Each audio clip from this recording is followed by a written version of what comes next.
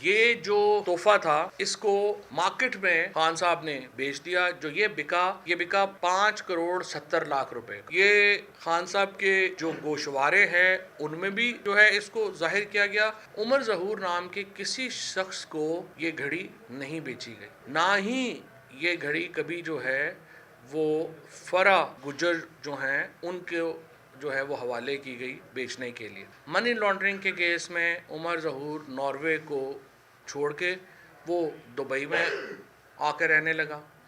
یہاں سے بھی جعلی کاغذات کے ذریعے وہ اپنے بچوں کو دبئی لے کے گئے۔ انٹرسٹنگلی جو ہی حکومت بدلی، ایک تو شہزاد اکبر کے خلاف اور پھر رضوان ہمارے جو ایف آئی اے کے ڈائریکٹر تھے ان کے خلاف ایک ایف آئی آر کٹ گئی کہ فوراً بعد جو عمر ظہور ہے اس کا نام ای سی ایل سے ہٹایا گیا۔